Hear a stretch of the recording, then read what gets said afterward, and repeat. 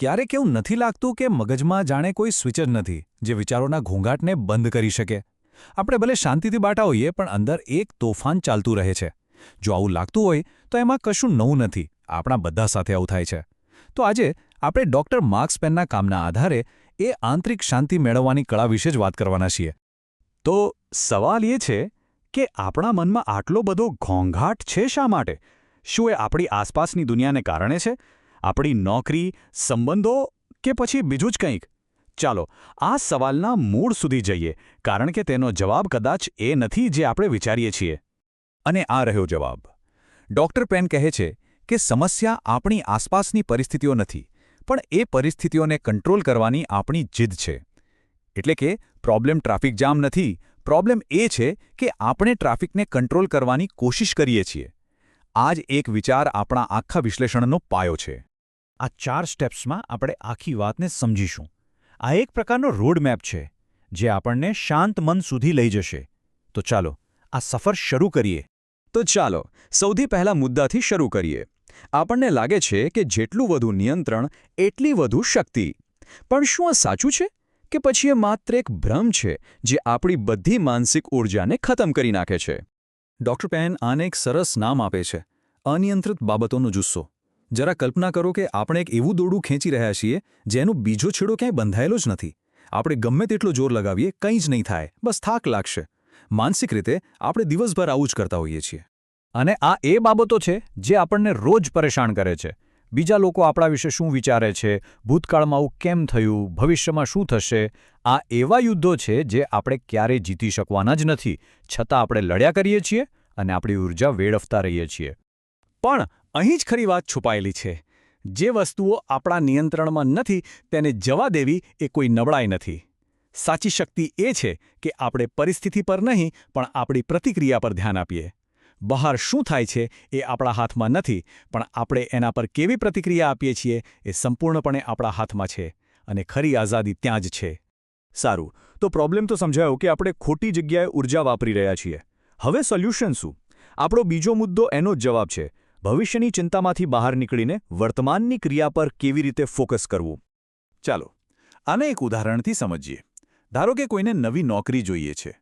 પરિણામ કેન્દ્રિત વ્યક્તિ વિચારશે, જો મને નોકરી નહીં મળે તો શું થશે, અને એ ચિંતામાં કંઈ જ નહીં કરી શકે. જ્યારે ક્રિયા કેન્દ્રિત વ્યક્તિ વિચારશે, ભલે જે થાય, આજે હું એક સારી અરજી તૈયાર કરી શકું છું.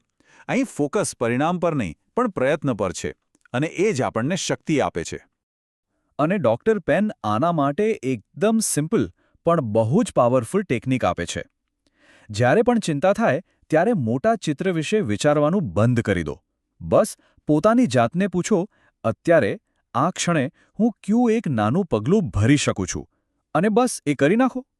આ નાનકડી ક્રિયા આપણને ચિંતાના વમળમાંથી બહાર કાઢીને વર્તમાનમાં પાછા લઈ આવે છે. હવે આવે છે ત્રીજું ટૂલ. આપણું મન સતત વાર્તાઓ બનાવતું રહે છે. અહીં આપણે એ શીખીશું કે આ વાર્તાઓ પર આંધળો વિશ્વાસ કરવાને બદલે તેના પર સવાલ કેવી રીતે ઉઠાવવા. આ માટે આપણે કોગ્નિટિવ બિહેવિયરલ થેરપી એટલે કે CBTના કેટલાક સિદ્ધાંતોનો ઉપયોગ કરીશું. આ એક લાઇન બધું જ બદલી શકે છે. આપણા મનમાં આવતા વિચારો એ કોઈ પથ્થરની લકીર નથી. એ ફક્ત એક દૃષ્ટિકોણ છે, એક અર્થઘટન છે. વિચારો તો વાદળો જેવા છે, આવે છે અને જાય છે. તેમને હકીકત માની લેવાની ભૂલ જ આપણને દુઃખી કરે છે. આપણા મગજની એક આદત હોય છે શોર્ટકટ લેવાની. એ જ રીતે વિચારવામાં પણ એ કેટલાક શોર્ટકટ અપનાવે છે. આને જ જ્ઞાનાત્મક વિકૃતિઓ કહેવાય છે. આ વિચારવાની એવી ખોટી આદતો છે જે હકીકતને તોડી મરોડીને રજૂ કરે છે અને આપણી ચિંતાને વધારી દે છે. અને આ રહી કેટલીક સામાન્ય વિચારજાળ. જેમ કે પહેલું છે આપત્તિજનક વિચારસરણી, જેમાં ઓફિસમાં એક નાની ભૂલ થાય તો મન કહેવા લાગે કે હવે તો નોકરી જતી જ રહેશે. અથવા મન વાંચન, જેમાં કોઈ આપણને જોઈને હસે નહીં તો આપણે માની લઈએ કે એ આપણાથી નારાજ જ છે. આ પેટર્નને ઓળખવી ખૂબ જરૂરી છે. ચલો એકદમ કોમન વિચાર લઈએ જે આપણા મનમાં ઘસી જાય છે. ઘણીવાર એક નાની નિષ્ફળતા મળે અને મન તરત જ આ વાર્તા કહેવા લાગે છે, જેને આપણે સાચી માની લઈએ છીએ. જુઓ કેટલો નાનો પણ કેટલો મોટો ફેરફાર છે. હું નિષ્ફળ છું એમ કહેવાથી એ આપણી ઓળખ બની જાય છે. પણ જ્યારે આપણે કહીએ કે મને એવો વિચાર આવી રહ્યો છે, ત્યારે આપણે વિચાર અને આપણી જાત વચ્ચે એક અંતર બનાવી દઈએ છીએ. હવે વિચાર એ ફક્ત એક વિચાર છે, આપણી ઓળખ નથી. અને હવે આપણું છેલ્લું અને કદાચ સૌથી મહત્વનું ટૂલ. આપણે બીજાઓ સાથે તો સારી રીતે વાત કરીએ છીએ, પણ આપણી પોતાની જાત સાથે કેવો સંવાદ કરીએ છીએ? ચાલો આપણી અંદરના કઠોર વિવેચકને એક પ્રેમાળ સાથીમાં બદલીએ. બસ આ એક સવાલ જરા પોતાની જાતને પૂછી જુઓ.